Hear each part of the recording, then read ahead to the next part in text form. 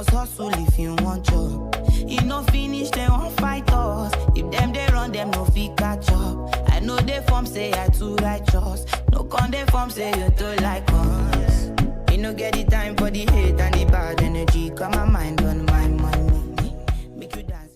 Estamos mais uma vez com Além das Tranças. E Além das Tranças de hoje, que é o nosso documentário, como ela... Você colocou o nome agora, podcast. Estamos com a Mônica, que é uma grande amiga, já vem fazer cabelo comigo há um tempo. E eu quero entender um pouquinho tudo que a Mônica puder me passar, tanto da profissão dela, do cabelo dela, do que ela quer fazer, do que ela faz e do afrocentrismo, na verdade, porque ela é uma ativista, né? Ela sempre tá nesses movimentos e também sobre isso eu quis gravar com ela pra gente conversar bastante sobre isso, entender um pouquinho de coisas que a gente não sabe ou acha que sabe, né, Mônica? Que responsabilidade, né? Exatamente, mas estamos falando com o quê? Fale, sua profissão. Bom, eu sou professora do município de Santos, né? Trabalho em 2 escolas diferentes, trabalho no morro, no pé do morro também, tanto no infantil como no fundamental. Esse ano eu tô com 2 salas de fundamental, né? De manhã é uma sala de 4º ano e à tarde é um projeto de reforço da prefeitura, então eu atendo crianças do 2º ano. E você estava me contando, você foi o concurso, foi a faculdade, você precisou fazer aulas no Educafro.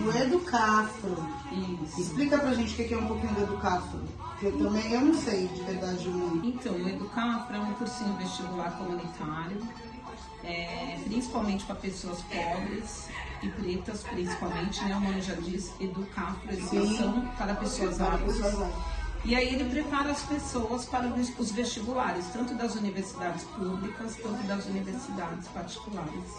Legal. Então, o Educafro já tem aqui em Santos 24, 25 anos, já é um projeto longo, já teve muitas vidas mudadas. E aí eu entrei para estudar em 2019, era aqui no Arte no DIC, na Zona Noroeste. Fiz 1 ano desse cursinho, na verdade eu entrei pensando em estudar para concurso mesmo. Só que no meio do ano, como lá só se fala em universidade, quando foi no outono eu estava dentro de uma universidade, né? Bom, né? Educafro tem projeto com algumas universidades de Santos e eu ganhei uma bolsa. E aí eu falei, meu Deus, e agora, né? Eu trabalhava de auxiliar de limpeza, mãe solo, cuidava de um filho sozinho, todas as responsabilidades sozinha. E aí eu falei, eu vou encarar, mesmo sem condições, mesmo com medo, é a oportunidade da minha vida. Com certeza. Fui fazer a faculdade, ganhei uma bolsa lá na Unisanta, estudei lá por 4 anos, continuei sendo voluntária no Educafro. Ela passou a dar aula, né? Entrou como aluna e passou a dar aula no Educafro, gente. Eu entrei para a coordenação pedagógica, então lá a gente atende e organiza os professores, né, as aulas durante o ano. E depois eu comecei a dar aula de cultura e cidadania, já que eu estava fazendo pedagogia, eu precisava me acostumar com o ambiente da sala de aula. Sim. Né? Então eu entrei para as aulas de cultura e cidadania, que as aulas de cultura e cidadania a gente debate temas sociais, raciais, tudo que acontece na sociedade, meio ambiente. Que é o que mais a gente precisa aprender também, né? Exatamente, o conhecimento crítico, né? Na verdade, a gente leva esse despertar. Além do que só português, matemática, ciências, a gente leva esse conhecimento crítico, que é muito importante para se formar enquanto cidadão. Deixa eu te fazer uma pergunta, sem ser dessa parte educativa, mas estando dentro também. O que você acha, enquanto educadora, ser implantado educação religiosa e de que forma seria se para você fosse implantado numa escola? Então, a primeira coisa importante da gente saber é que o Brasil é laico. Sim. Né? Isso é muito importante a gente saber. O povo não sabe ou não entende ou não deixa funcionar. Né? O que é um país laico? É um país composto por diferentes religiões. Né? Existem diferentes povos no Brasil, então é construído por diferentes religiões. Sim. Porém, a religião predominante, a religião imposta sempre foi o cristianismo, né? O catolicismo e o cristianismo. Então, quando se fala em educação religiosa, surge o preconceito com as diferentes religiões, porque as pessoas entendem que se não falar de cristianismo, está falando do diabo. E se a gente fizesse uma educação religiosa que indicasse... Para mim, nas escolas tem que ter educação financeira, desde criança, desde pequenininha, aprender a contar, tem que saber o que guarda, o que não guarda, quanto lucra, eu acho. E tem que se falar de religiosidade mais o quê? Como matéria. Então vai ser falado de todas as religiões, todas, desde o hinduísmo até o cristianismo no caso, todas. Para a criança entender realmente o que é religiosidade, espiritualidade, não só uma religião, entendeu? Eu acho que esses dois tinham que ser lei no Brasil. Eu estava vendo um caso que você me dê sua opinião. Na prefeitura não, no estado, né, de Fortaleza, um vereador, obviamente de direita, ele foi numa escola, tentou entrar numa escola. Mas por quê? Por denúncias de pais. Porque vazou um vídeo que fizeram um teatro e entrou uma moça vestida de mãe de santo, né? Como uma atriz africana. E aí ela ela dançou, ela cantou, mas para mostrar como era, o que era e para tirar o preconceito das crianças. Mônica do Céu. Era uma música bonita, obviamente em Urubá. A gente sabe que Urubá é como se fosse a nossa língua. Obviamente a gente não entende o que eles estão falando, mas eles estão falando coisas bonitas, como um Pai Nosso, uma Ave Maria, enfim, uma música bonita. Eu sei que teve mães falando que só de escutar a voz, que passou mal, e ele incitava isso. Dizendo o quanto eles estavam errados de deixarem isso ser passado numa escola. Eu achei de um absurdo. E aí não adianta, aí sai a Lica que é transista, sai a Lica que é mãe, entra a Lica ativista política, que me dá um... Eu não aguentei a situação. Houve vários compartilhamentos, vários comentários. E assim, agora infelizmente a política está indo para a religiosidade está trazendo a política sem necessidade nenhuma, cara. Isso é muito comum, né, nas escolas. Sim. Porque a gente esbarra o tempo inteiro em racismo religioso, né? O problema não é o budismo, o problema são as religiões de matriz africana, o problema são as religiões pretas. Sim. Esse é o maior incômodo, né? Porque se for falar de uma religião judaica, ninguém vai falar nada, não. Mas quando se fala de religião de pessoas negras, de pessoas pretas, as pessoas se incomodam, ainda é costurada, ainda é vendida essa imagem do diabo, né? Que o diabo nem existe na nossa religião, né, gente? Eu nunca conheci o diabo, não sei. O diabo na minha religião.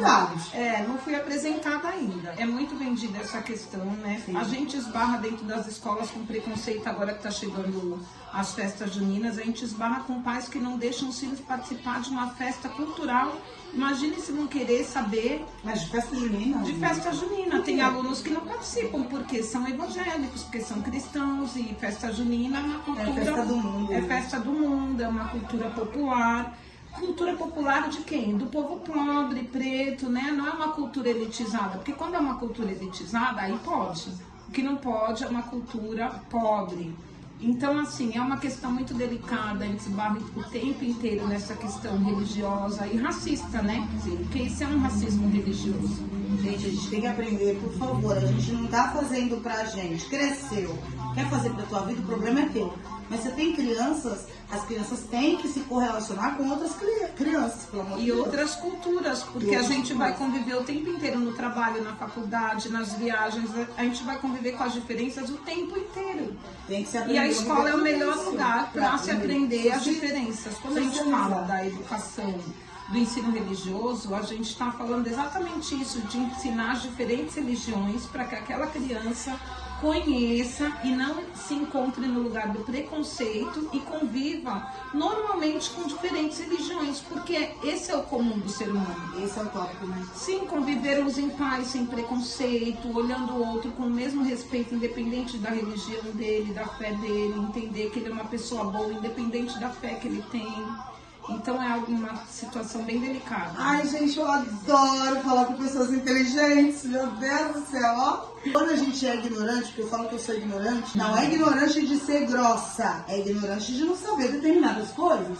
Eu sou uma mulher preta que não entendo muito sobre a cultura afro e graças a Deus bateu com ela. Vim fazer o cabelo pra gente ter essa conversa. Vou mostrar o que ela vai fazer um pouco e depois a gente continua, porque vão ser vários tópicos nessa conversa. Ela vai pôr uma coisa linda dessa, tá? Que vai ser segredo, gente, não adianta. A parte 2 vai ser depois, que a gente tem muito que conversar enquanto uma mulher preta, mãe solo, educadora. Ela veio pra me ajudar e abrir portas de falar coisas que a gente tem dúvidas aí. De repente vocês têm dúvidas. E que é um tabu muitas vezes, Exatamente. né? Porque as Então, pessoas não tem querem tabu não, nem é que a gente falar vai muitas falar. vezes. Exatamente. Nós vamos falar, gente. A gente vai falar muito. Exatamente. Então, ó, pra começar, molhe as palavras, porque aqui é um lugar Porque tem conversa, isso aqui é resenha, viu, gente? Aqui é tranquilo, é um lugar aberto, aqui a pessoa se sente à vontade. Ela bebe a cervejinha dela e ó, hablamos. Vou começar o cabelinho dela, a gente volta já já. Espera só, viu? Calma aí, não é pra fugir não. Voltamos. Eu vou mostrar pra vocês o cabelinho, ó.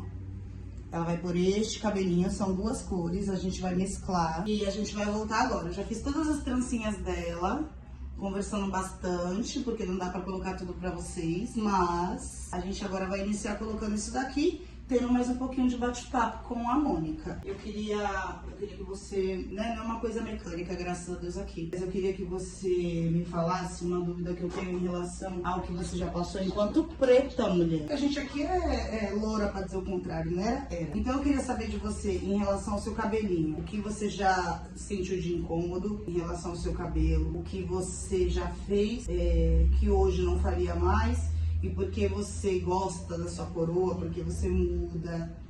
Me diga, desabafe. Bom, então, cabelo é um lugar muito delicado, né, gente, pra mulher preta. A maioria tem o mesmo atravessamento, né? Todas sofremos muito na época escolar, porque antigamente era o cabelo de bombril, era o cabelo duro.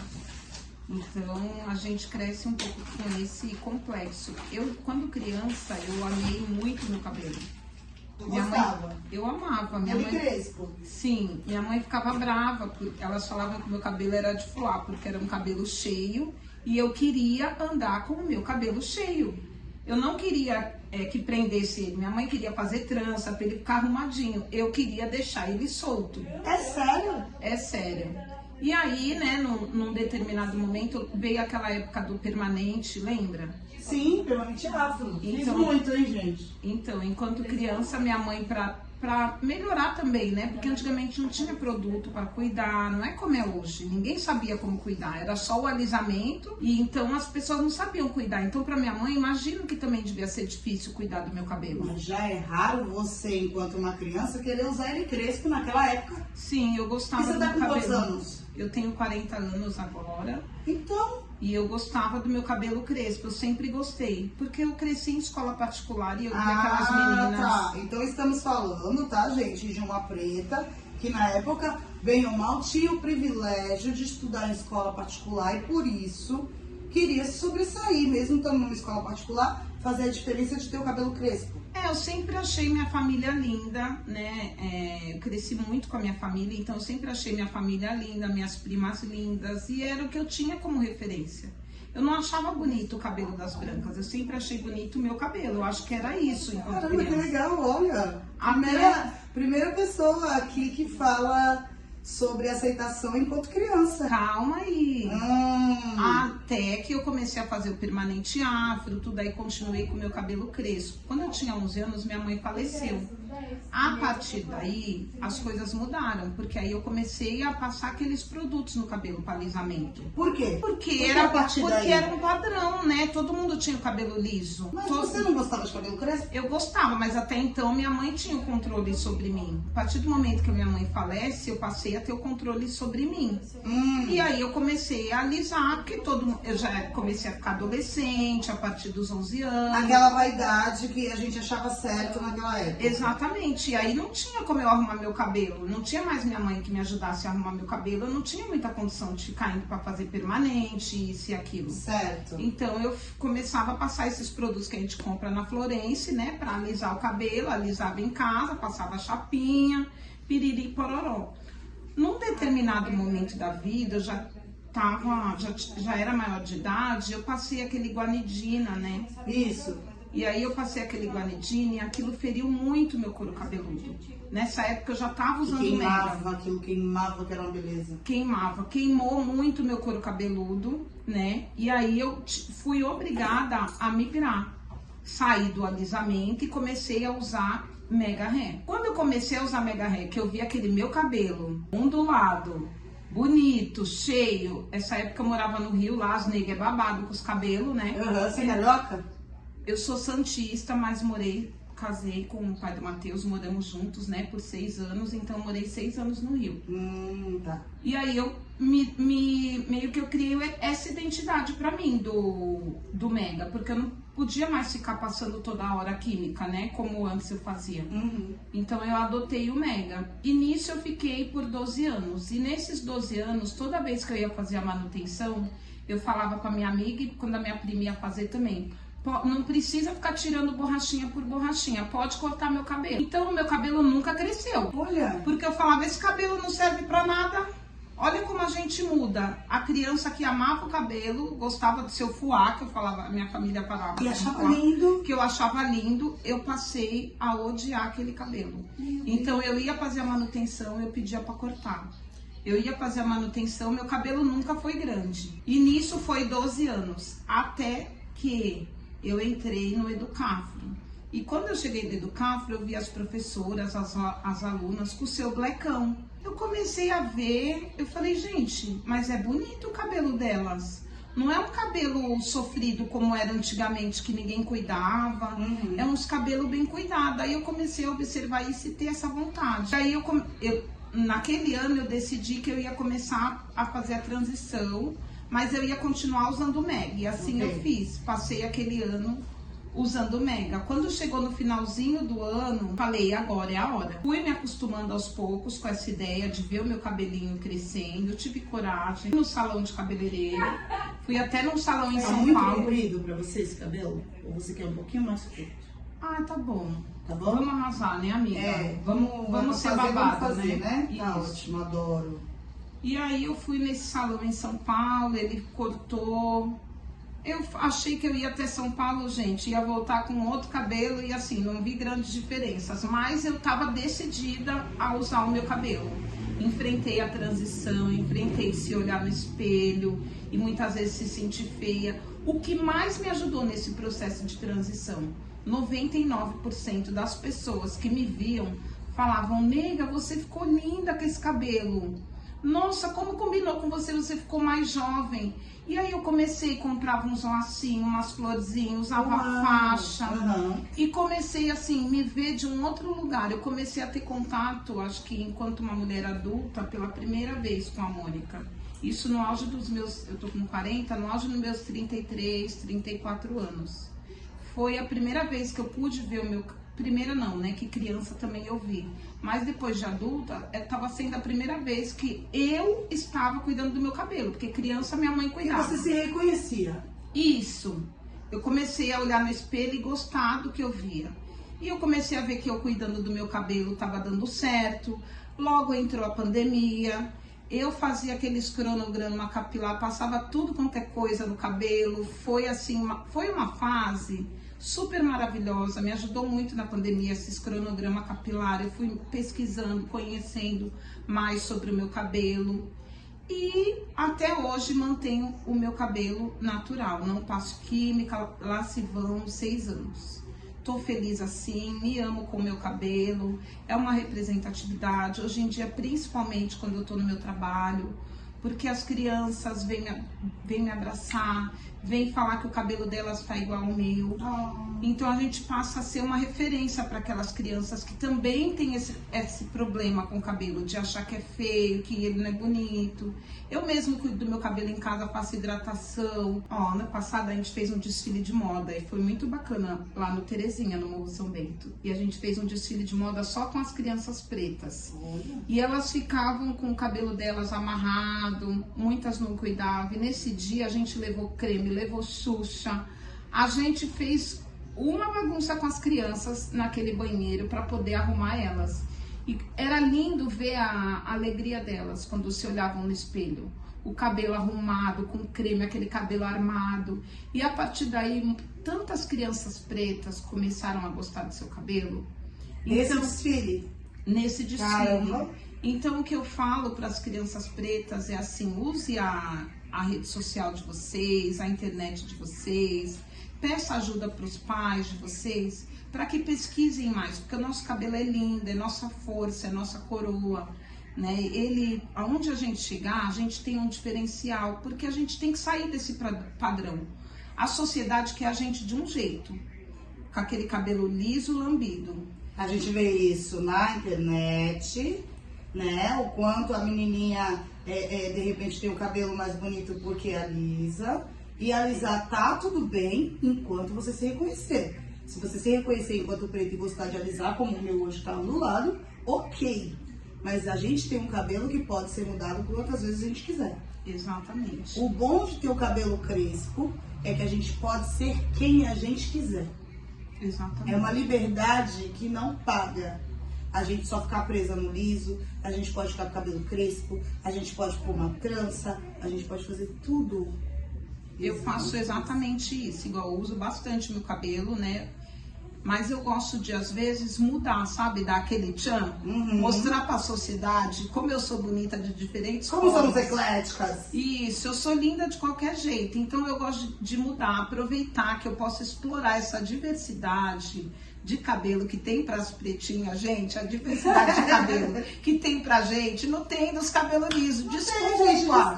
Entendeu? É algo só nosso, criaram para nós. Essa indústria só cresce e eu preciso valorizar isso, eu preciso consumir isso. Então, assim, é muito diverso. Eu não sou só uma crespa, eu sou várias coisas.